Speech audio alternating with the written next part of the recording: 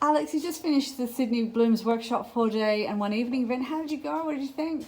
I loved it. It was absolutely exhausting, but having said that, I've learned so much, and I've delivered 2 amazing pieces of art in just over 4 days, and Jack's tuition is fantastic, and I've learnt so much, and learnt so much about colour and mixing as well. Had a great time. And had you done any art before? I dabbled and have done a little bit. I had also enrolled in Jack's online course, but due to life getting in the way, I only did the first painting, so now I'm really motivated to get stuck back in. That's so good. I can see you are.